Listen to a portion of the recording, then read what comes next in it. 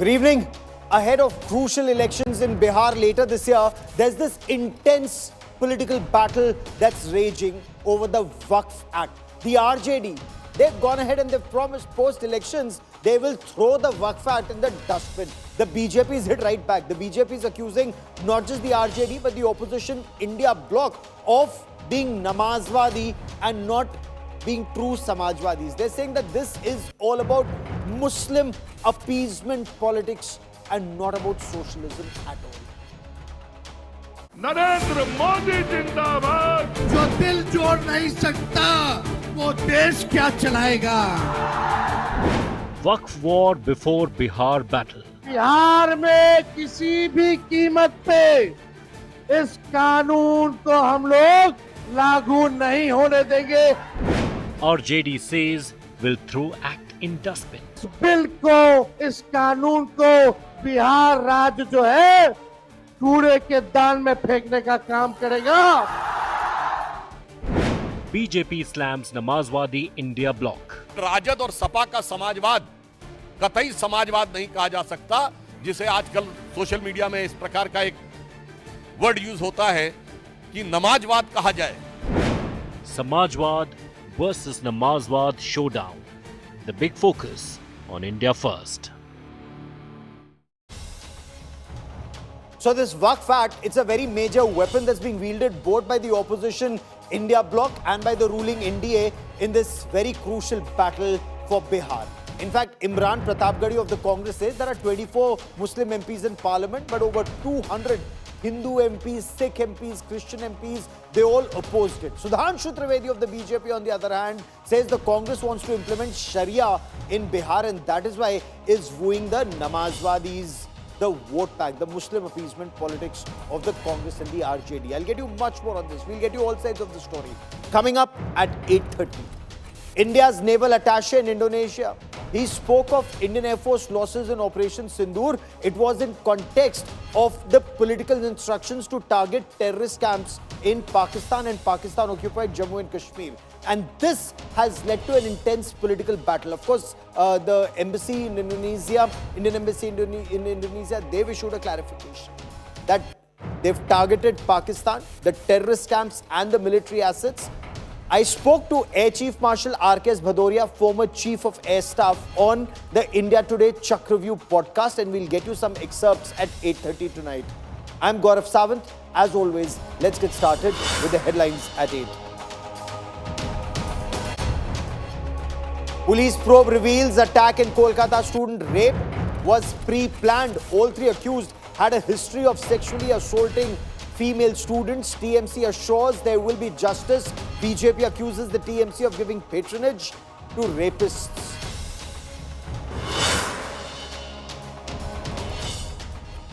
Gruesome rape and murder shocks Bengaluru. Live-in partner Shamsuddin kills a woman, dumps her body in garbage. Body found with legs tied. The accused has now been arrested.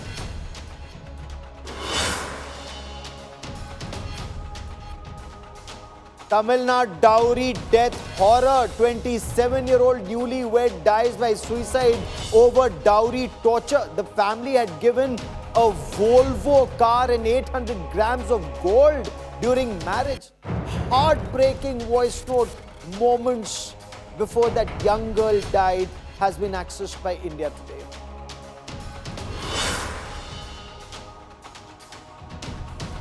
No end to politics over Operation Sindoor. Opposition cites India's defense attache in Indonesia's remarks on losing some fighter jets. Alleges forces were not given a free hand. Indian embassy clarifies, says the statement has been taken out of context.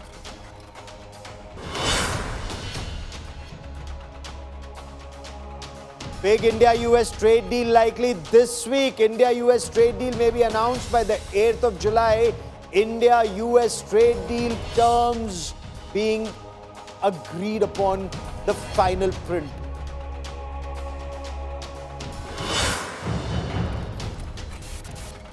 Our top focus story on this broadcast is that big Sharia over Samvidhan debate ahead of the battle for Bihar. Leader of opposition in Bihar Assembly and RJD leader Tejashwi Yadav, he assured his electorate that NDA is on its way out, and as soon as the RJD comes in, they will throw the Waqf Act in the dustbin.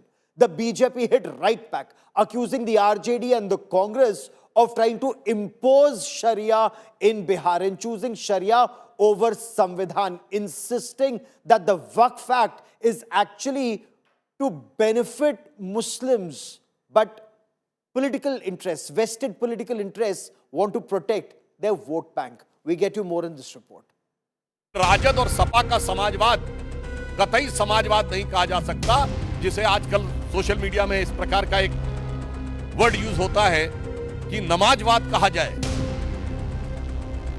The gloves are off in the battle for Bihar, with the focus now shifting to the highly contentious Waqf Act.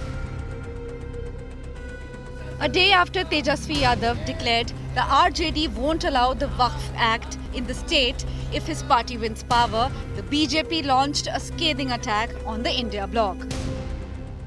इनको minority से भी मतलब नहीं है. पक्के नमाजवादी हैं राजद हो या कांग्रेस, पक्के नमाजवादी हैं राजद हो या कांग्रेस. कितनी तड़प है कठमुल्ला वोटों की प्यास में. मैं बिहार की प्रबुद्ध जनता का आह्वान करता हूं कि उसके सामने दो रास्ते हैं, राष्ट्रवाद और समाजवाद. इंडी गठबंधन जो सरकार में आने पर पिछले दरवाजे से शरिया लागू करने के लिए कोशिश करेगी, और एक तरफ हमारी सरकार जो बाबा साहब के संविधान की रक्षा करने के लिए कृत संकल्पित रहेगी. The BJP condemning the Mahagathbandhan Waqf Bachao, Dastoor Bachao rally in Patna held on Sunday claimed the opposition still suffered from the emergency mindset. न संसद का सम्मान, न न्यायपालिका का सम्मान. वोट बैंक की चाहत में जो कुछ बोला गया है तेजस्वी यादव और इंडी गठबंधन के अन्य नेताओं के द्वारा, उससे साफ है कि यह संविधान को कूड़ेदान में फेंकने की 50 साल पुरानी मानसिकता से बाहर नहीं आ पा रहे हैं. At the Patna rally, Tejashwi Yadav had promised to throw the Waqf Act in the dustbin.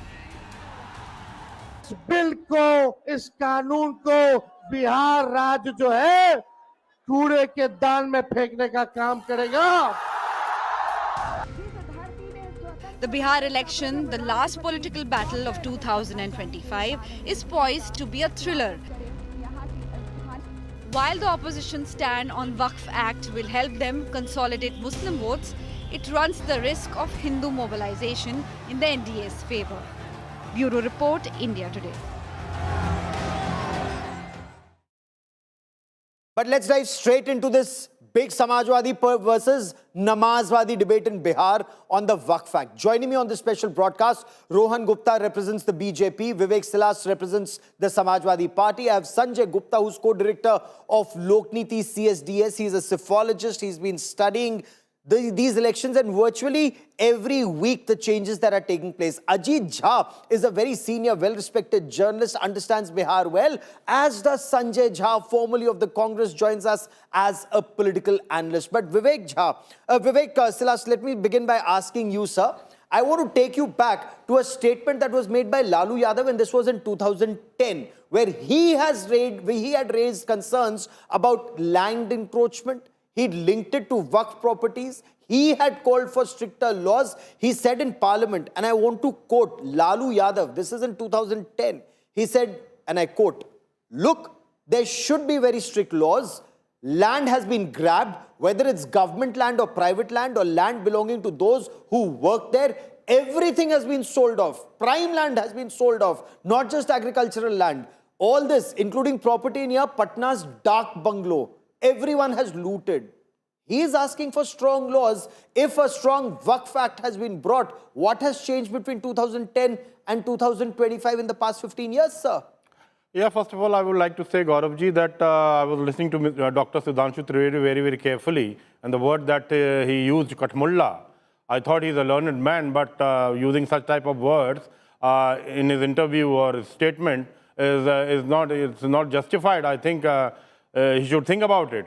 Because I don't think that anyone takes Sudhanshu Trivedi very seriously. I think even the people of the country are not taking the Honorable Prime Minister also very seriously after the ceasefire, you know. It's not only about Bihar, people from Jharkhand, from Chhattisgarh, from Odisha, from West Bengal, they all were there in Gandhi Maidan in Patna yesterday. And Bihar has been a land of, revolution. In 1977, if we see the JP revolution started from Jagat Narayan Road and went up to Gandhi Maidan, and it changed the whole scenario of the country, We are opposing the law, the law that has been brought by the parliament recently. We can also say that even today the Bharatiya Janata Party is opposing the Places of Worship Act in 1991. They are still opposing it today. 2 points, very pertinent. You haven't responded to my question. I'll come back to you. Rohan Gupta, you want to quickly respond to Samajwadi Party saying the kind of language used by Sudhanshu Trivedi, using words like Katmulla, that just goes on to indicate how desperate the BJP is. See, desperation of Samajwadi Party and RJD was visible from the same stage where we see that Sharia will be imposed and constitution will be out. See, Gaurav, we have to see one thing very careful in Indian politics. Whenever elections come, whenever these parties' political existence comes under danger, appeasement politics comes out. For them, constitution has become tool to protect their appeasement politics. They have been using constitution, the copy of constitution, just to ensure their appeasement politics. And today, when the law is passed in our parliament, how can they say that they put in dustbin? There is a process. They have right to go against that. There are cases in High Court, in Supreme Court. Why they are going against Constitution? Because for them, Constitution is a mere tool to protect their appeasement politics. Can you allow Sharia kind of, if you see the speech of that gentleman where he says that Sharia will be imposed, can you allow this from the same stage? Is this India? Is what these political parties are up to? Their political gains are not beyond our country. Their political gains are not beyond our constitution. Their political gains are not beyond the sanctity of the constitution. What they are doing?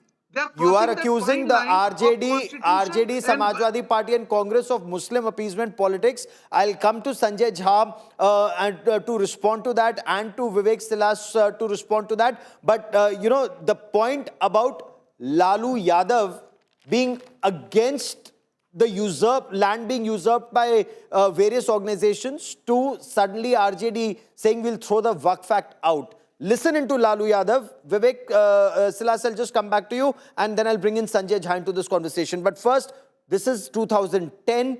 The month is July, 7th of July, if I remember correctly, 2010. And this was in Parliament. Listen in. सारी जमीनें हड़प ली गई है, चाहे सरकारी हो या गैर, उसमें जो काम करने वाले लोग हैं सब बेच दिया है। प्राइम लैंड, ऐसा नहीं है कि कोई खेती वाली जमीन है। पटना के डाक बंगला पर जितनी प्रॉपर्टी थी, ये सब पर अपार्टमेंट बन गया, सब लोगों ने लूट लाट किया है। आगे से खैर आप तो लाइए, इसको पास हम लोग कर देते हैं, संशोधन आपका। So 7th of May 2010, Waqf property, land being usurped by mafia, and Lalu Yadav in Parliament is saying we need strict laws. And suddenly his son 15 years later, Sanjay Jha, is talking about throwing the Waqf Act in the dustbin. Is there merit in the BJP saying this is nothing but Muslim appeasement politics and trying to bring Sharia in Bihar? Sanjay Jha. Gaurav, let me tell you, the BJP lies, lies and lies. That's the only thing they know. By the way, there is no contradiction at all between what Mr. Yadav said in Parliament and what the opposition said. Everybody wants a more robust law, but they don't want a law that is going to disenfranchise the Muslim community. But let me tell you, this is a larger issue. You see, we need to understand that. When the Prime Minister of this country makes speeches talking about mutton, Mangal Sutra, aapka bhais kaun chori kar lega, he basically does dog whistle politics, which the rest of the BJP then takes it into a crescendo. Let me give you an example. Yesterday or the day before, the RSS talks about removing the word secularism from the preamble to the constitution, on which the Supreme Court has given a verdict. So you get to know the intent of the Bharatiya Janata Party. You know, they keep talking minority appeasement. I'll tell you, Gaurav, why that is total rubbish. If there are 100 people who are going to vote in an election, there are 14 Muslims, there are 80 Hindus, and there are 6 from the other minorities. Which political party will concentrate all its efforts to win 14 votes at the cost of losing 80? So this is all utter nonsense and we should dismiss it right away. I want to make 2 points to you which are very critical in this debate. If Rohan Gupta's BJP believed that Asauddin Owaisi was such a great brand ambassador for India after Operation Sindoor that he had to go and tell the world how India was united and Pakistan is the enemy. Why don't you believe Asauddin Owaisi and take his views very seriously on what he calls the Waqf board? He in fact tore it in parliament, saying that it would take away Muslim rights. So let us expose the hypocrisy of the BJP. And my last point, Gaurav, go back to what a BJP member of parliament, Nishikant Dubey, said. He called the Chief Justice of India of the Supreme Court, Sanjeev Khanna. He said, this man is going to start a civil war. He blamed the Supreme Court for starting a religious war. I think the BJP is completely at the moment going bananas. They fear a rout in Bihar. They will do everything from using the election commission down to polarizing politics to try and see if they can dent the votes. But before I bring in Ajit Jha, on some very pertinent points you've raised, Sanjay Jha, Rohan Gupta, since a direct point has been made about the BJP, Rohan Gupta, you want to quickly respond that the BJP's efforts is to disenfranchise the Muslims through the Waqf Act? See, first of all, Sanjay could not answer the question asked by you. He completely changed the topic and he never answered that why Sharia speech has been there from the Gandhi Maidan where the constitution speech was happening. Why you are talking about, breaking the laws? Why you are telling that Waqf Sanshothan will be put in Kuda? You could not answer that. Number two, Sanjay might not have been in Congress, but his mindset is still the Congressy. So this is the same mindset through which now Shashi Tharoor has become enemy of Congress party. There is a difference between internal politics and external statement where we have to be together as a country. You cannot mix two things. There can be difference of opinion in-house and there can be, but when you are going outside the country, this is not the Congress party who will play the petty politics and don't send the people like Shashi Tharoor. That's why Mr. Asauddin Owaisi, when he was invited by Mr. Amit Shah, he took that opportunity and represented country out. So please don't mix two things. This is the Congress mindset which still you are having. You have to answer that appeasement politics is not beyond our constitution. You have to answer that question why constitution is put in corner and why Sharia rhetoric has been mentioned in this rally. Let me bring in Sanjay Kumar and Ajit Jha on whether an effort will be made to woo only 14%, ignoring the remaining 86%. Ajit Jha, Muslims form about 25% of the electorate in 40 Bihar assembly constituencies. How would you assess the potential of this Waqf Act controversy, and will it shift Muslim votes or Muslim voting patterns, especially in some of these constituencies? Is the RJD or the RJD-led alliance trying to ensure, since both our friends spoke of AIMIM and Asauddin Owaisi, is that a fear that RJD wants to retain the Muslim vote bank and doesn't want to lose anything to AIMIM, irrespective of what happened last time? Gaurav, excellent question that you asked. But before I answer that, let me make just one point, because I've seen the debate going all across the floor and not sort of hinging on the main issue. What is the main issue here? If Tejashwi Yadav becomes the next chief minister of Bihar, let's assume for a moment, does he have the right constitutionally to throw the Waqf Act passed by Parliament in the dustbin? Impossible. So he's actually committing, according to me, a self-goal or, a hit wicket. He's being silly and naive. He doesn't realize that a state government cannot throw a law which is passed by Parliament, both houses, and at the same time under consideration by the courts. So he, at the moment he said that, he obviously was not thinking constitutionally, number one. Number two, But thinking well politically. Is he thinking well politically? Not at all. He's being naive, as I said. It's a total self-goal, according to me. But let me answer the question that you originally asked. You see, Bihar's Muslims are divided. There's a lot of excellent work on Bihar Muslims. Bihar Muslims are basically divided between Ashrafs and Ajlafs, the upper caste Muslims and the lower caste Muslims. Initially, a large section of the Muslims of Bihar, both Ashraf and Ajlaf, used to vote Congress, later the RJD. But once Nitish Kumar came, he made a pointed departure. He started policies for the poorest of the poor Muslims, the Pasmandas. So as a result, a large section of the Pasmanda Muslims moved towards the JDU. Now you have Prashant Kishore also sort of, raising issues of the poor Muslims. So Tejashwi Yadav is under pressure. He realizes that once the Muslim vote banks, let's say in this case 14% we are assuming, splits, he'll be in trouble. So therefore, he has taken a more radical position than he should have had. Because after all, it's correct. The RJD doesn't only rely on Muslim votes. It also relies on Dalit votes. A large section of the Dalit votes were with the RJD in the past. And at the same time, the Yadav votes or the other OBCs. In fact, I heard Tejashwi Yadav in Bihar, where he was talking when someone asked him, will he protect people? He said, Agadi ko pehle, Pishwadi ko baad mein. Meaning, he'll protect the forward caste first, and then later the backward caste, the Muslims and others. There he was talking of inclusive politics. On Sunday, at this Gandhi Maidan speech, he kind of slid backwards. He made a So let me get Sanjay Kumar to do a little number crunching. Yeah, it's because Sanjay Kumar has been doing a lot of number crunching on this. Sir, what's your assessment of how this Waqf Act is likely to impact the NDA's electoral prospects? Because JDU did try to bring in some of the Pasmanda votes, but 6%, 10%, 12%, how much are they likely to get vis-a-vis, the RJD or the India bloc? In your appreciation, Sanjay Kumar.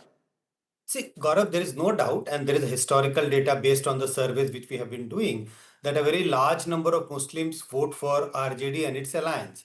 That has happened in the last many elections, last 3 decades. In the coming elections also, I have no doubt that a very large number of Muslims are going to vote for the India Gathbandhan alliance. I think, yes, it is true that Muslims and Yadavs are the core support base of RJD and its alliance. And there is some inhibition, some hesitation, some confusion that if they start losing the Muslim vote, it is going to pose a serious challenge for the RJD and its alliance in the coming assembly elections. So the whole idea is to take a very aggressive stand. And this is an aggressive stand. We all know that technically, legally, it won't be possible. But you need to create a rhetoric.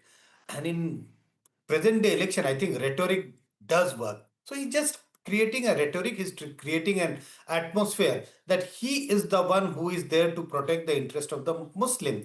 So my own sense is, yes, Nitish Kumar did try to, mobilize the Muslim vote, but hardly, I think, the JDU has got between 8 to 10% of the Muslim vote. Whatever they may do, if they remain in alliance with BJP, which they are likely to in 2025, they will not succeed in getting a sizable number of Muslim vote. The Muslim and vote. what about Prashant Kishore? What about Prashant Kishore? Is he likely to take away a chunk? And is that also one of the worries as far as Tejashwi Yadav or the India bloc is concerned? It depends what kind of a chunk are we talking about. If we are thinking of a big chunk, no, I don't think that he's going to take away a big chunk of the Muslim vote. When I say big, I don't think that he will be able to attract even 10-12% Muslim vote. Yes, but still, there is some doubt in the mind of Tejashwi Yadav that even if it loses 10-12% Muslim vote, that's going to be the loss for RJD alliance. And that is what he's trying to minimize, trying to prevent, that the Muslim vote should remain consolidated. If RJD alliance start losing the Muslim vote, then the contest for 2025 for the India alliance will become very weak. Okay. Vivek Silas, that's the point that the BJP is also attempting to make. The government repeatedly insists that this Waqf Act actually aims to enhance transparency, aims to bring in inclusivity in Waqf property management. The point that the government repeatedly raises is, how is this anti-Muslim, and is there merit in the BJP actually accusing the opposition India bloc of fear-mongering? Musalmanon ko darao aur unka vote le lo.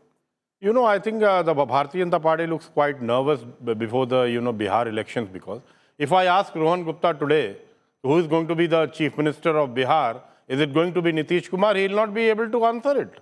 Now Nitish Kumar or, Chirag Paswan or this Upendra Kushwaha and Jitamran Manji have to think very seriously how they are going to do about it. They don't have a plan. The Bharatiya Janata Party, is trying to be aggressive, but at the same time they are realizing that the people of Bihar are not with them at all.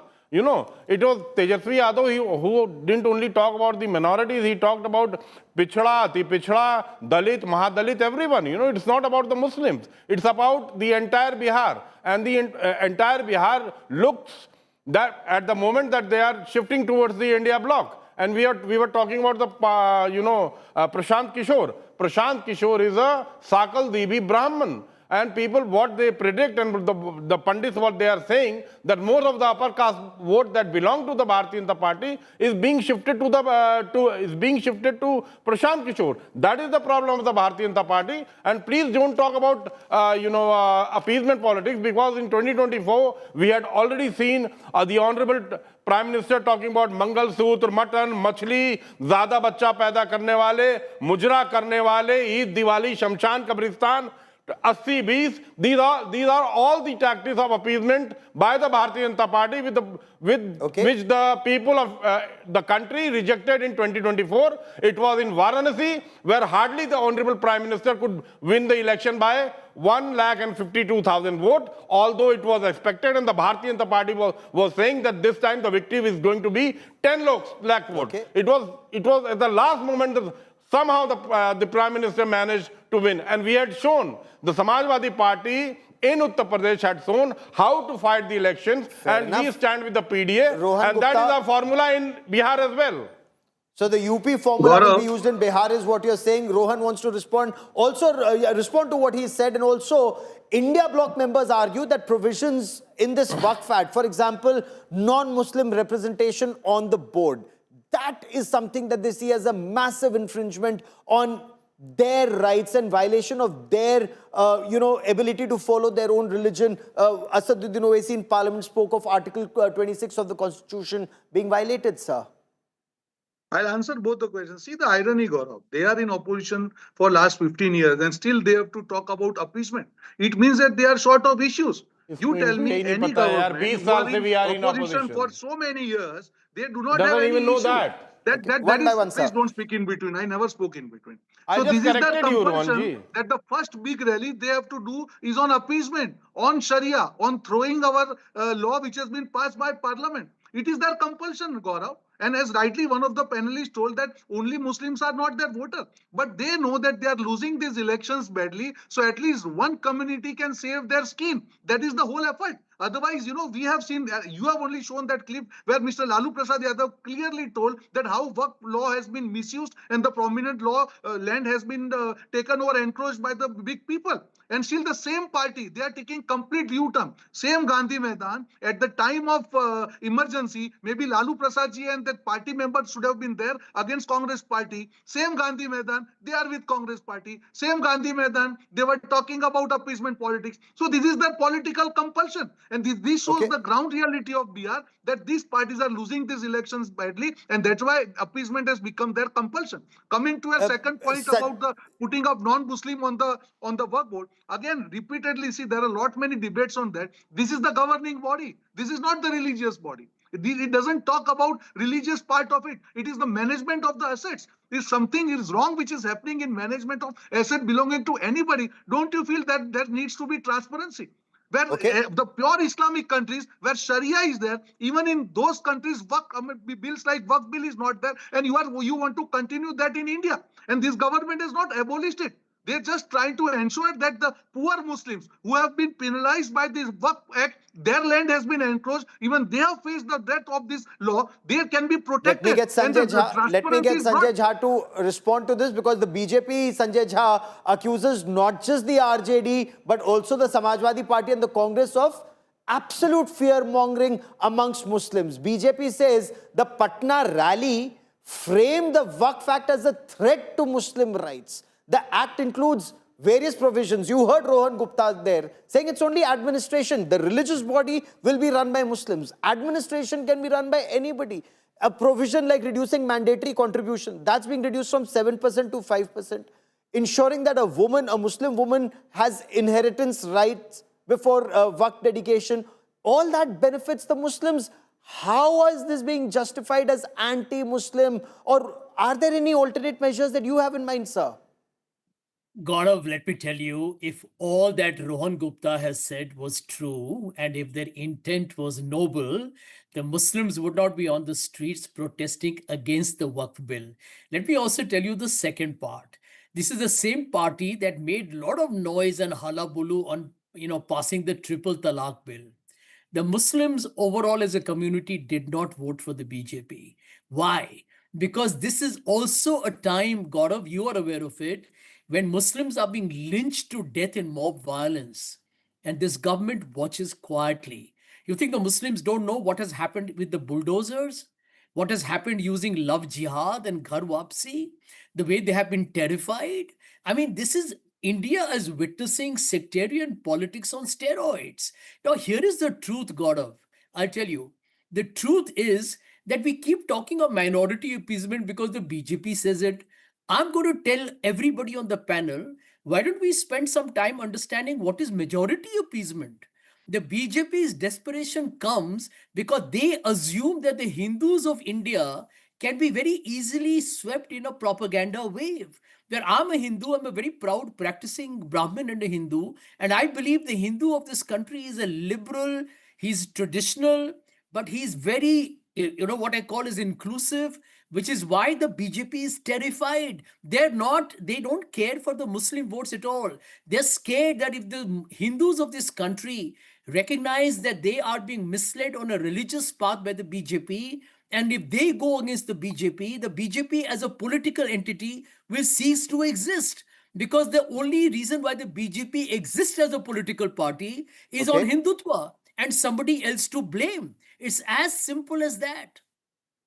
Let me get Ajit Jha to respond, because that's a point, Ajit Jha, that Congress Rajya Sabha MP Imran Pratapgarhi, for example, he made exactly this point, saying there are 24 Muslim MPs in Lok Sabha, and yet more than 200, I think 232 in all, had opposed the Waqf Act. So he says they included the Hindus, the Sikhs, the Christians, even if 288 voted in favor. And his point being, even Hindu MPs are opposing the Waqf Act. How would you view this? Look, Gaurav, I have a lot of respect for Sanjay Jhaji, but he doesn't realize we are talking about Bihar politics. Where is their bulldozer politics in Bihar? It might be in UP, but not in Bihar. In the last 20 years, under Nitish Kumar, how many communal riots has taken place in Bihar? We are just being silly when we are debating a macro issue or the micro assembly elections that is taking place. Let's talk Bihar. Where is Nitish Kumar's credibility as a socialist and as a secularist is as high as that of Lalu Yadav. They all came out of the JP movement. So let's stick our debate there. There is absolutely no issue of majority versus minority politics in Bihar, despite the fact that the BJP is an ally of the JDU. It was Nitish Kumar's initiative by which he brought about this entire focus on Pasmanda Muslims. When Sanjay Kumar admitted that something like, let's say, 10 to 15% of the Muslim vote has moved to JDU, well, that's a great admission. 10 to 15% Muslim vote has not moved to the BJP in UP. So let's make this sophisticated sort of distinction that we are talking about Bihar assembly election. And as I pointed out, Tejashwi Yadav in his previous rallies has talked about inclusive politics he said he'll be protecting upper caste, he'll be protecting backward caste, Muslims and others. And suddenly He takes a 180-degree reverse turn and plays a very, very aggressive line, and not only an aggressive line, a rather silly line, because he's saying if we come to power, we'll throw away a centrally passed law by parliament under consideration by the courts into the dustbin. So obviously, So let me also bring in Sanjay Kumar. Gaurav, can I make a for short those point? 40, Can I make a sir, quick just short those, point? those 40, okay, quick short point, sir, because I have exactly 1 minute on this part of the show. Yeah. I agree with Ajit ji. I respect him a lot as well. But Ajit ji, following your own logic, let's also understand. And you're right.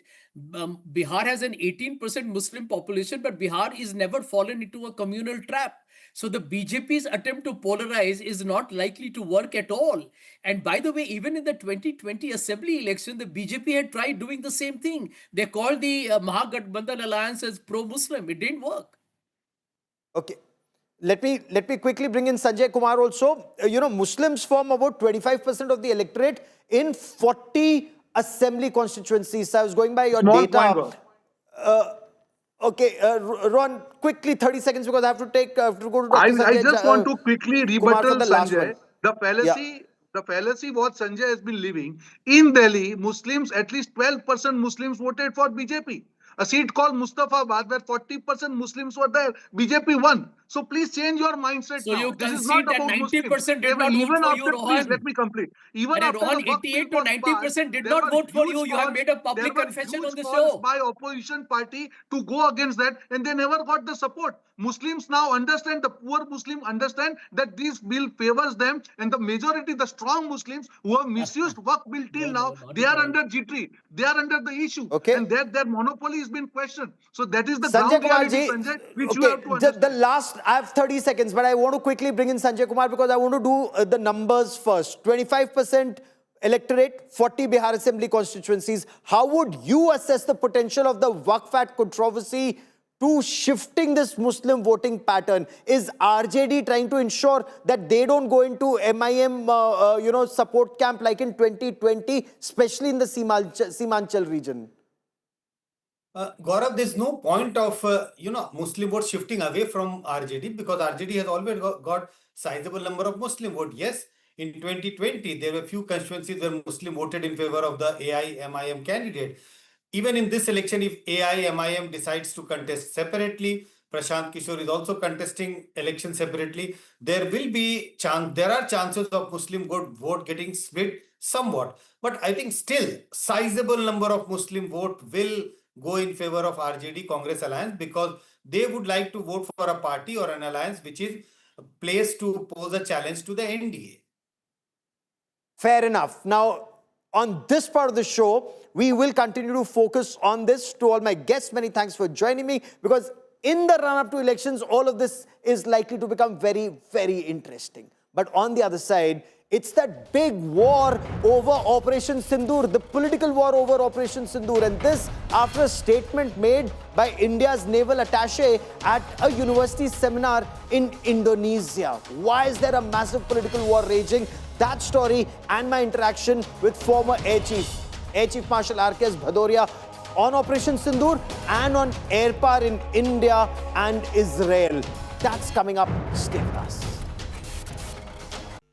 A seminar on air power and Operation Sindoor at the University of Indonesia stirred a hornet's nest in India. A statement made by India's naval attache on losses India suffered and the political decision to target only terrorist training camps and not military targets of the enemy in the initial part of the battle has led to the Congress asking the government to come clean on the number of fighter jets lost. Of course, the Indian embassy in Indonesia, they issued a clarification. They clarified the statement made by Captain Shiv Kumar, but the controversy continues to escalate.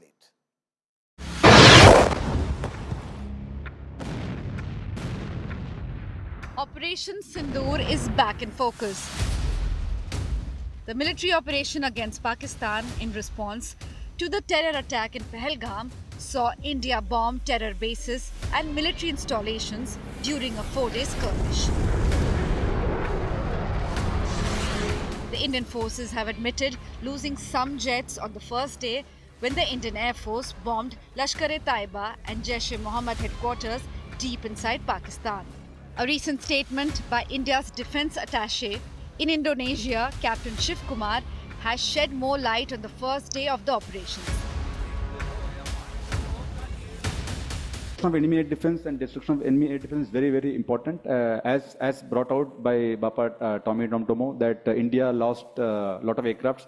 I may not agree with him that India lost so many aircrafts, but I do agree that we did lose some aircraft, and that happened only because of the constraint given by the political leadership to not attack the military establishment or their air defenses. But after the loss, we changed our tactics and we went for the military installations. So we first achieved separation of enemy air defense and destruction of enemy air defense, and then that's why all our attacks then could easily go through using BrahMos surface-to-surface missiles. Captain Kumar was giving a presentation at a seminar in an Indonesian university on June 10th. The Indian Embassy in Indonesia issued a statement on Sunday saying Captain Kumar's remarks have been quoted out of context. The embassy said the presentation conveyed that the Indian armed forces serve under civilian political leadership, unlike some other countries in our neighborhood. It added that the presentation explained the objective of Operation Sindoor was to target terrorist infrastructure and the Indian response was non-escalatory. The defense attache's remarks have, however, sparked a political storm. Citing the statement, the Congress accused the Narendra Modi government of not giving the armed forces a free hand to punish Pakistan. Captain Shiv Kumar ji ने जो कहा है कि political constraints की वजह से कि जो राजनीतिक सरकार है उसकी जो कंस्ट्रेंट्स थी उसकी वजह से हमारे नुकसान हुए, ये तो बहुत ही गंभीर चिंता का बात है। इसका मतलब कहीं ना कहीं हमारी सुरक्षा बलों के एयरफोर्स के हाथ बांधे थे। इस पे तो चर्चा होनी चाहिए, पार्लियामेंट के स्पेशल सेशन में होनी चाहिए। Defense experts in India have also weighed in. This comment has been probably quoted out of context. I think the whole speech will have to be analyzed, and then one can come up with any kind of a conclusion. And let me also tell you, let's not attribute too much to a defense attache's statement. He is a captain of the Navy, which is the equivalent of a colonel. Let's take the statement with that. We have to take a statement coming officially, formally, like it has been coming out in the past. Earlier, Chief of Defence Staff General Anil Chauhan had admitted to tactical mistakes on the first day, which were corrected. On 7th and the initial stages, there were losses, but the numbers, and that's not important. What was important is why did these losses occur and what did we do after that.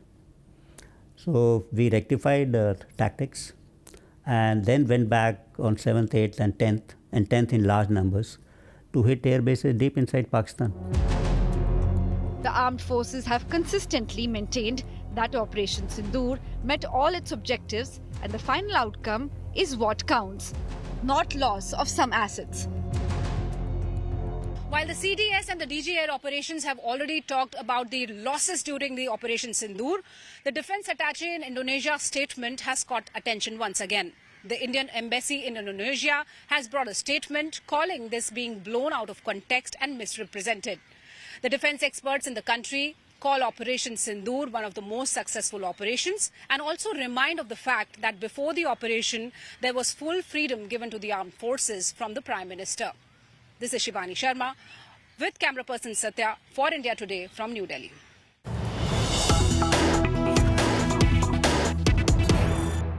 When Israeli Air Force went into Iran, there was suppression of enemy air defenses and very effective suppression of enemy air defenses. Their radars were taken down, their missiles were taken down, and then the fighter jets went in. Should we have done the same when we struck, in 2019 Balakot, or in 2025 Murid Ke, Bahawalpur, or the 9 terrorist training camps and launch pads? I'm asking you this in context of, India's naval attache in Indonesia at a seminar recently, when he spoke of political constraints not, giving them either clearance or the words to that effect, and which were the reason for losses of aircraft?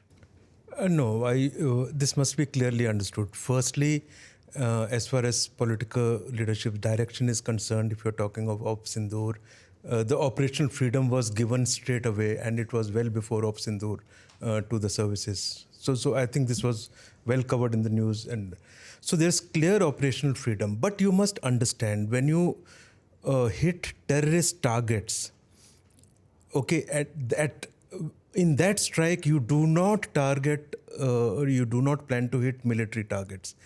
And the comparison that you were making with Iran and what Israel did there, if your question is whether we should have taken out some of the AD assets before we hit the terrorist targets in Sindur, answer is no. Because answer is no? No, yes. Because the target, our plan was to hit terrorist targets alone. Okay. It's very clearly, so your operational mission planning, etc., needs to cater for this. So this is a constraint or a restraint that the service exercises, that yes, I will hit only terrorist target without taking out this. It is not a war situation. You have decided to hit the terrorist target, therefore you make a combination how you will go about it. And in that, in a normal war conflict situation, you do all this suppression of enemy air defense and thereafter take. Here you don't do, because your clear aim is to hit the terrorist targets alone. So Israel is at war with Iran. That is why Israel was able to take out their enemy air defenses, suppression or destruction. That is a classic way of conducting air operations. But here the situation is different, and it will always be so when you are hitting terrorist target. Therefore, this has to be understood in this manner. Okay. Thereafter, when this was escalated, when Pakistan started sending drones and started hitting our military targets and civilian targets and targeting our aircraft. Thereafter, what we did was like we would have done for operation. Initially, we took out some radars. But we did it in a very calibrated way. On the first day, with just some radars. You could have taken much more. But when they next night again attacked some more with the loitering munitions and tried to hit our bases, etc., some more command centers and radars were taken out, which were of greater importance and strategically more important.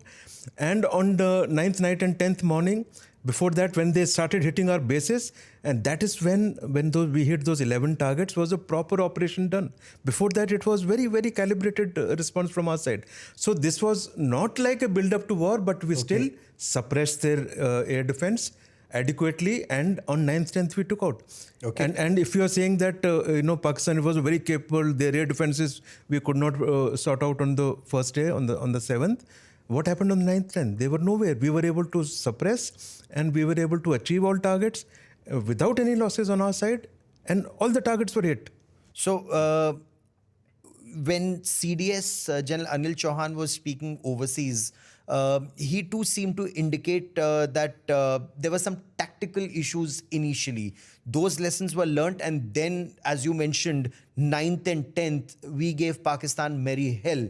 That point taken. So what are these tactical things that the Air Force sorted out in your appreciation, sir? No, I won't like to go into it because I don't know exactly what the situation is, what happened, the rationale behind what CDS mentioned, and it is best to for them to sort of cover it subsequently as and when they want to cover, or for the Air Force to cover. But in general terms, I must explain some things, that even on 7th, when we hit terrorist targets, right, we must understand the rules of engagement. So we don't do classic suppression of air defense, hitting their radars or some military target before we hit terrorists. But when we are hitting terrorists, or immediately after that, or in the process of that, should you get fired upon, you thereafter, as per rules of engagement, you are at liberty to fire back. In air battle, this happens very, very fast. It's moving in seconds, but it must be understood. So those are the kind of rules of engagement which come into play. The moment we have hit terrorist targets and come back, if any military action gets taken by their side, we are absolutely free to respond. So we must understand the context. These are the rules of engagement. Yeah. Does Pakistan follow rules of engagement? No, I'll cover to the... No, they don't, obviously. If they were so rational, we won't have these situations, no? They will not support this terrorist organization so blatantly. And when we hit terrorist target, they won't start responding militarily so.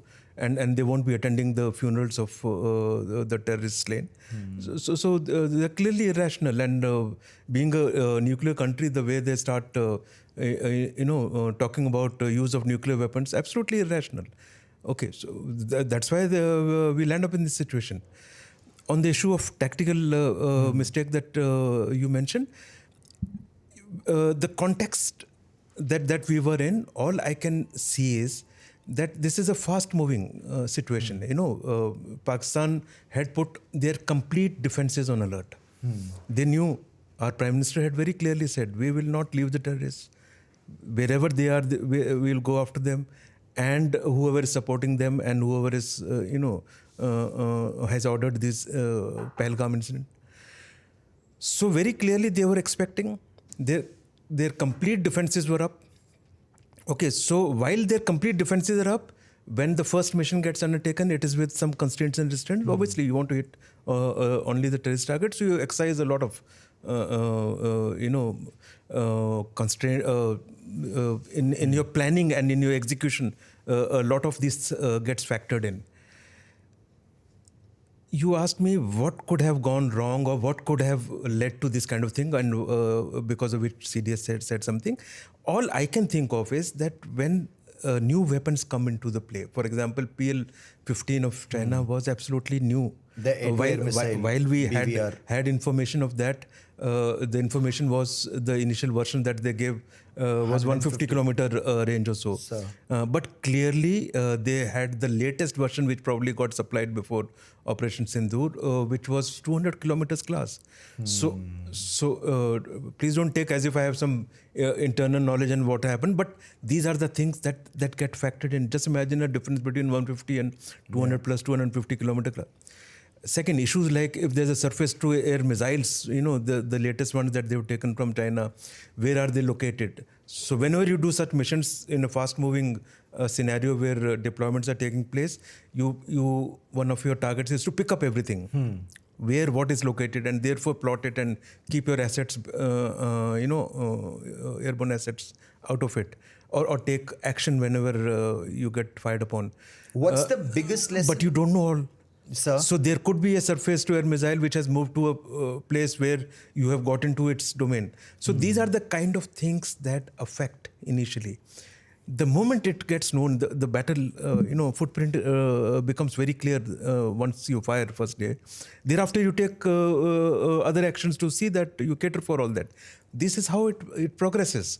So I'm just generally guessing what could have gone and how things would have gone. But when we look at future of combat now and future combat, next time we are hitting, even if we are hitting terror bases, and ideally now that it's clear there's no difference between a Hafiz Saeed and a Hafiz Asim Munir, are we to understand that there will be no distinction in future? What is your appreciation? Now there is a new normal, as Prime Minister has defined, that an act of terror will be an act of war. This is absolutely, you see previously he said zero tolerance to terror. So you do something, we will respond. Balakot happened, this, they did Pahalgam, we did this, Operation Sindoor. That was zero tolerance. Now it is equated with an act of war. And now if you ask me, if a terrorist incident was to take place, which is of serious consequence, and we want to, and it has been identified as having emanated from Pakistan, and we want to respond. When we respond this time to hit on the terrorist targets, we are at liberty to start taking out any military target which comes in the way or which is at that time aiding and abetting, relevant to that strike. Whether we do it is another reason, another discussion. It's another, a lot of factors would go into it. But that is the implication of act of war. Other issue is it has straight away put Pakistani army, ISI, that they are in league with terrorists. So agencies which support terrorists can come under the crosshair. So that is the difference. The implication is that Pakistan army, you said, is irrational.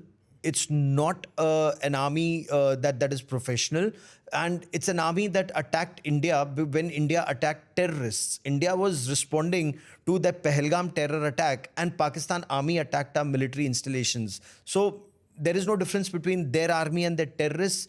And when you hit back, you will make sure when Indian Air Force or when India hits back, there is no distinction between Pakistan army and Pakistan terrorists. Is that amply clear? It's been made clear to Pakistan. Yeah, it's been made clear that they've been basically exposed. Their nexus with terrorism has been exposed very clearly. And we've been saying this all along. You know, for all the previous acts, we've been putting dossiers, we've been putting all the proofs. And the world would look at it and continue to analyze. Dossier diplomacy. Now Yeah, no now longer it's giving over. any dossiers. Now they can make the dossier and keep sending, this is what India attacked us and did, and the world can keep looking at their dossiers now. But we will do what we have to do. If they do act like Pahalgam, this will be the response.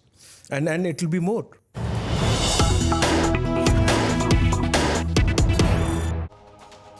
So these were some excerpts of that very scintillating conversation I had with Air Chief Marshal RKS Bhadoria. That's coming up on the Chakravyuh podcast, on India Today podcast on Thursday at 5 p.m. That is all I have for you on India First this evening.